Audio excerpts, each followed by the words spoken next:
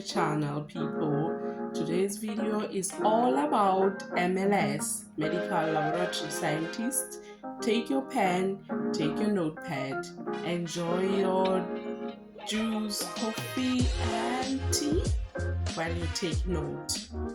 Let's indulge.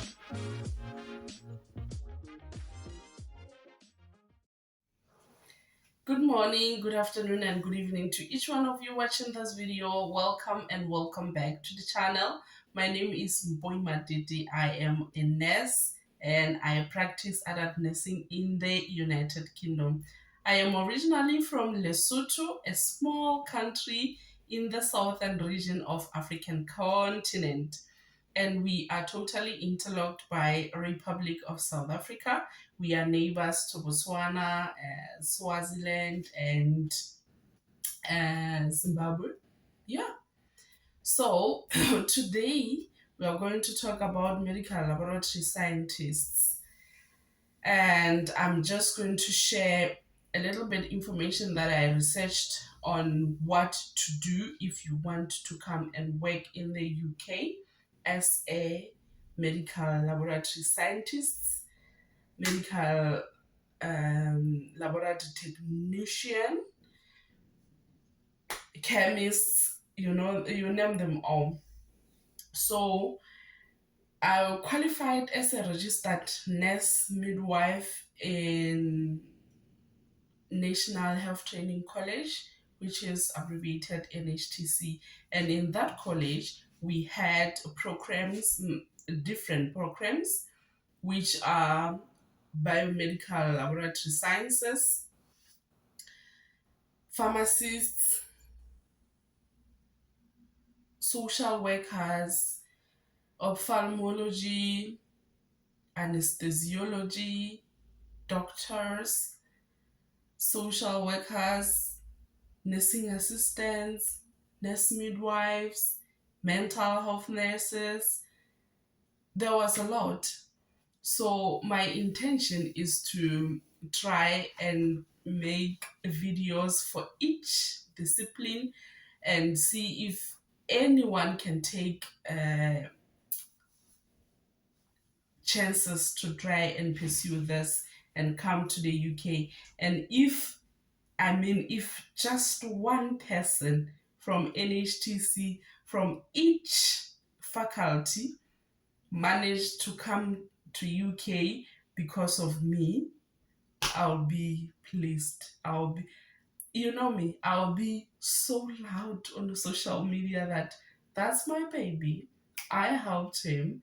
I helped her. So my main intention is to make sure that the exploitation going around in Lesotho, we put a stop to it. Let's be rich, people. Okay, without wasting more time, this is what you have to do. So before you start all this, for visa applications and for registration, you need to have English proficiency. So the first thing to do is to go do English language testing, which is IELTS academic. We do not have IELTS academic. In fact, IELTS centers in Lesotho. So you can go and write your IELTS in South Africa, Cape Town, Durban, Gauteng, and Pretoria. They have centers there. So there are types of IELTS tests. What you need to choose is academic version. So once you have passed IELTS, you can now start a registration process with Health and Care Professions Council, which is abbreviated HCPC. For you to practice your MLS, you need to be registered with HCPC. So the first step is IELTS, the second step is the registration with HCPC. So with HCPC, what you are required to provide is IELTS certificate, your qualifications, your passport, your national identity document, your proof of address, which can come as a bank statement. And people, make sure that bank statement is with your current residential address. That is the same as on your identity document. And another thing that you need to provide is a course information form. Course information form, you download it on HCPC website, take it to the college or university where you attended your school at for MLS. Let your HOD fill the form. The form contents include your course content. I mean, from year one up until you graduate. And also your practical information, how you were tested, how you obtained your qualification, and also they will be requesting for credit hours for each course module. That's how intensive it is. So make sure that the form you submit is filled by someone who is in a position to be able to provide more information if requested to. So that is the form that you submit. The other thing, if you are already working, you can include your work experience. They need 2 references at most. The first one is character reference, which can come from your employer or your co-worker. The other one reference is from your school or your employer. So make sure those references are also reachable by email. You provide those and then you submit your application. Once you submit, they will request you to pay for a scrutiny fee. A scrutiny fee is a fee that allows them to assess your application, to assess your educational information if it is at par with international UK standards. So the scrutiny fee is 539, let me see, 539.65 pounds, 539 pounds 69 pence, and it translates to 12,864.58 Lesotho Lwaloti, which is close to 13,000 as a solid amount. So you need to have 13,000 in your account when you first apply for registration with HCPC. And before you pay this scrutiny fee, alert the bank that such amount is going to leave your account at one go. Because if you do not, they might block the payment, and if HCPC did not receive your scrutiny fee, they will not proceed with your assessment. So once the payment goes through, they will assess your application within 15 working days and they will communicate their decision. The decision, they will communicate it through email, and the decision might go as accepted, refused, or provide more information. If they want you to provide more information, it could be your educational standards do not match United Kingdom educational standards. And if that's the case, they will go through with CBT testing. And CBT testing for them is through interview. So they will interview you at your own convenience. They will ask you when will you be ready. You need to prepare for this. They will give you information that you need to prepare for the interview, for CBT interview, for you to be registered under HCPC. If you pass that interview, then you will be accepted into the register and then go through with registration. Say you pass the CBT, or say you don't need to even sit for CBT, you will go through with registration. But if your educational standards do not match UK's standards, and your CBT interview does not it's not satisfactory, they are going to give you modules to complete in one accredited university, which can be within 3 to 6 months. And once you complete that module, you resubmit your application. And if you did that and you are good to go, they are going to give you accepted. And once you are accepted, they will give you a link for paying a registration fee of £98. If you are refused, then they will say you are refused.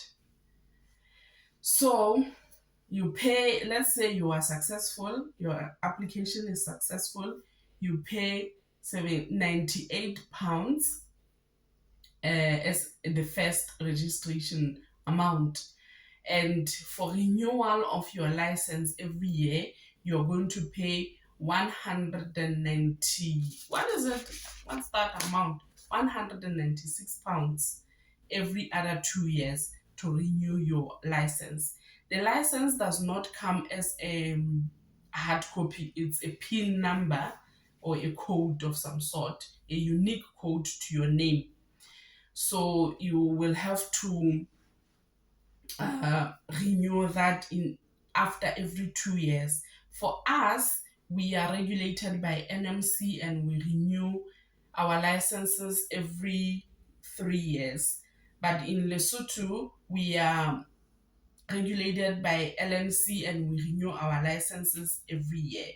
So for medical laboratory scientists, you will be able to renew your license every other 2 years and you are going to pay £196 every other 2 years. And when you renew your license, they might be asking you to provide CPD points. And for you to do CPD points, you need to attend online courses, workshops, in-house trainings, and you keep the portfolio. If you do not do that, you are in trouble. Your registration may be cancelled, and once it's cancelled, you're not qualified in the UK. So once you are registered, keep your CPD points portfolio. They pick people at random. They don't ask for it every other 2 years, but they might ask for it. So you need to keep that so that when you are asked to provide your CPD points, you have it ready. So that's how short the process is, but it's expensive and it's tiring. You need to persevere and make sure that you have enough funds to do this, because it's done in the pound sterling, and pound sterling is way heavier than our currency back in Lesotho and in South Africa, even in Botswana. So if you really want to do this, make sure that you have enough funds and you can be able to follow this.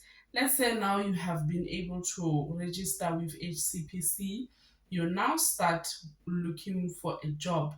There are a lot of agencies around here that you can use, but you can also apply yourself. So if you decide to use an agency, they will look for a job, you apply, and they interview you and they offer you a job.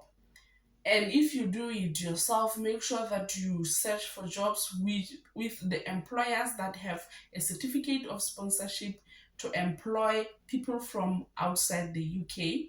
And certificate of sponsorship, which is a COES, is just a document that will help you to bring along your family and to help you if ever there is any problem, you can be assisted by your employer financially. So that's what you need to look for when you apply for a job.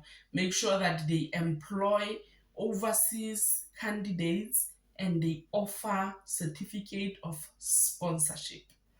So you will now have a CPC registration done, you have a job offer, you have to apply for a visa. Before you apply for a visa, you go in Pretoria, IOM, do TB test. After you did your TB test, you now apply for visa. Visa, when you apply for a visa, you apply for a skilled workers visa because biomedical scientists are on shortage occupation list, and the visa type is skilled workers visa. And the visa documents that you need to submit to support your application, they are passport, where job offer, national identity card, your educational certificates, TB certificate, IELTS certificate, and proof of address from your employer. Or if you don't have proof of address, you submit a certificate of sponsorship. That's the documents that you need. And visa processes may take up to 3 weeks or within the first 3 months of application, but it's usually quick. Mine came out after 3 weeks of applying. So your visa as a medical laboratory scientist will be the same as my visa. So it lasts up to 3 years and can be renewed after 3 years, and you get another 2 years.